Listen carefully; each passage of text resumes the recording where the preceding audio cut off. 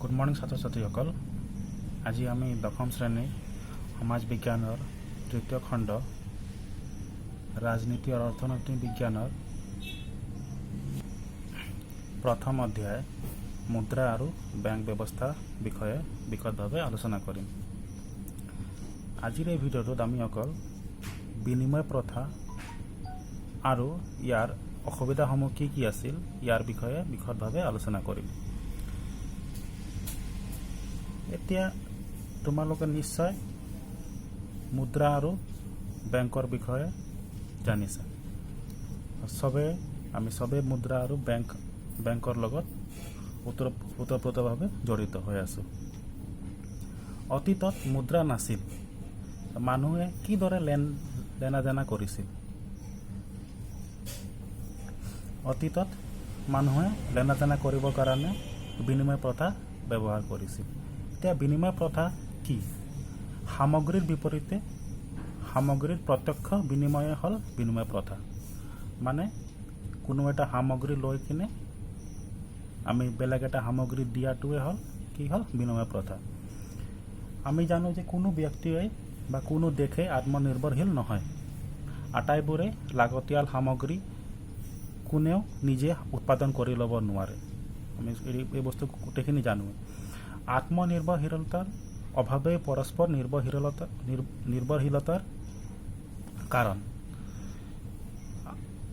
আমাক কিবা নিজৰ অভাৱ পূৰণ কৰিবৰ কাৰণেহে আমি বিনিময় প্ৰথা কৰিছিলোঁ। বিনিময় প্ৰথাৰ উদাহৰণটো এটা দিয়া হৈছে।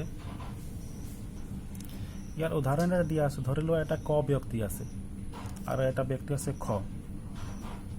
ক ব্যক্তিয়ে ধান উৎপাদন কৰিছে। এই ব্যক্তিক কিন্তু কি হ'ল কুঁহিয়াৰৰ প্ৰয়োজন হৈছে আৰু খ ব্যক্তিয়ে কুঁহিয়াৰ উৎপাদন কৰিছিলে আৰু ইয়াক কি প্ৰয়োজন হৈছিলে? ধানৰ প্ৰয়োজন হৈছিলে। এই দুইজন ব্যক্তিয়ে নিজৰ অভাৱ পূৰণ কৰিবৰ কাৰণে কি কৰিব? সামগ্ৰীৰ প্ৰত্যক্ষভাৱে বিনিময় কৰিব। ক ব্যক্তিয়ে ধান কাক দিব? খক দি দিব। খয়ে ধান লৈ কিনে ইয়াৰ বিনিময়ত কি দিব? কুঁহিয়াৰ দি দিব। এইটোৱে হ'ল বিনিময় প্ৰথা। এটা সামগ্ৰীৰ বিপৰীতে আন এটা সামগ্ৰী দিয়া হৈছে। ইয়াত দুইটা ব্যক্তি ক আৰু খ কোনোৱে কিন্তু আত্মনিৰ্ভৰশীল নহয়। তেওঁলোকে দুয়ো পৰস্পৰ নিৰ্ভৰশীল। এটাই কি হৈছে আনটোৰ ওপৰত নিৰ্ভৰশীল হৈ আছে। এটা ধান উৎপাদন কৰিছে, এটা কুঁহিয়াৰ উৎপাদন কৰিছে। কিন্তু দুইটাৰ দৰকাৰ বেলেগ বেলেগ আছে, অভাৱ বেলেগ বেলেগ আছে। সেইকাৰণে দুইটা সামগ্ৰীৰ সলনি সামগ্ৰীৰ পোনপটীয়া বিনিময় কৰি দুয়োৰে অভাৱ পূৰণ কৰিছে। এতিয়া সভ্যতা যেতিয়া আৰম্ভ হৈছে তেতিয়া মানুহে কি হ'ল? বিনিময় প্ৰথা দি কাম চলাই আছিলে। কিন্তু কালক্ৰমত বিনিময় প্ৰথাৰ বিলুপ্তি ঘটিল। কিয় ঘটিল? ইয়াৰ আদিম যুগত কিন্তু কি আছিলে? জনসংখ্যা কম আছিল। জনসংখ্যা একেবাৰে কম আছিল। সমাজখনো ক্ষুদ্ৰ আছিল, সমাজখন সৰু আছিল। মানুহৰ প্ৰয়োজনসমূহ সীমিত আছিল। মানুহৰ ইমান দৰকাৰ নাছিল। অকল 3টা বস্তু হৈ গ'লে চলিছিলে। কি? খাদ্য, বস্ত্ৰ আৰু আশ্ৰয়। 3টা বস্তু যদি মানুহ পাই যায় সিমানতে সি চলিব পাৰিছিলে। কিন্তু আজিৰ যুগত এইটো ইমান আমাৰ অভাৱ দৰকাৰ বহুত বেছি।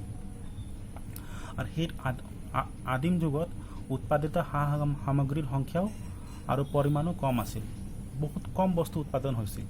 তেনে এটা পটভূমিত সেই সময়ত বিনিময় প্ৰথা কাৰ্যকাৰী হৈছিল। যদি বস্তু কম উৎপাদন হয় তো বিনিময় প্ৰথা কৰোঁতে সুবিধা আছিল। সময় বাগৰি যোৱাৰ লগে লগে বিনিময় প্ৰথাত কেতেবোৰ অসুবিধাই দেখা দিলে। বহুত অসুবিধা যেতিয়া সময় লাহে লাহে পাৰ হৈ গ'ল, বহুত বেলেগ বেলেগ সমস্যা দেখা দিল। এইভাৱে বিনিময় প্ৰথাত কেইটামান অসুবিধাৰ সৃষ্টি হ'ল। আমাৰ এই কিতাপত বিনিময় প্ৰথাৰ অকল 4টাহে অসুবিধা দিয়া আছে। এতিয়া চোৱা, প্ৰথম অসুবিধাটো কি হ'ল? সংগতবিহীন অভাৱ। এই সংগতবিহীন অভাৱ বুজিবৰ কাৰণে আমাৰ আগৰ উদাহৰণটো আমি লৈছোঁ। যেনেকা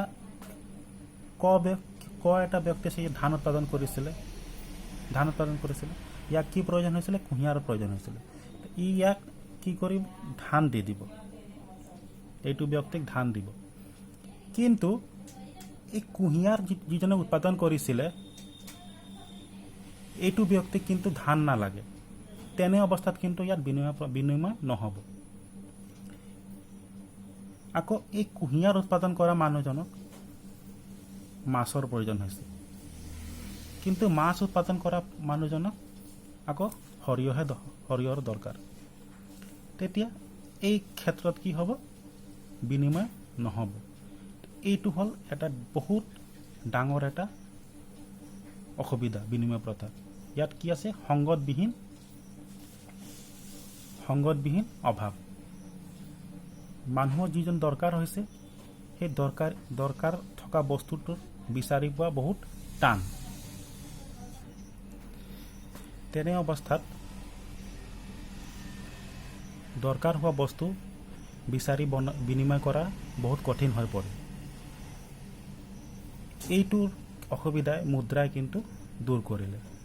কিয়নো যদি ধান উৎপাদন কৰা মানুহজনে ধান বিক্ৰী কৰি যি বস্তু লাগে দৰকাৰ হয় এইটো বস্তু সি নিজে কিনি ল'ব পাৰে। দ্বিতীয় অসুবিধাটো কি হ'ল, হিচাপ নিকাচৰ উমৈহতীয়া এককৰ অভাৱ। যদি ধৰি লোৱা এটা আপেল যদি বিনিময় কৰোঁতে কেইটা মধুৰিআম লাগিব, ধৰি লোৱা 3টা মধুৰিআম লাগিব। কিন্তু এটা আপেলৰ মূল্য অকল 3টা মধুৰিআমটো হ'ব নোৱাৰে, বেলেগো হ'ব পাৰে। এতিয়া কিমানকেইটা বিনিময় বস্তু আমি মনত থ'ব লাগিব। মনত থৈ কিনে বজাৰ যেতিয়া কৰিব যাওঁতে গোটেইখিনি বস্তু একেলগতো লৈ যাব নোৱাৰোঁ আমি। কেলে বিনিময় প্ৰথাত চব সামগ্ৰীয়ে কি হ'ল,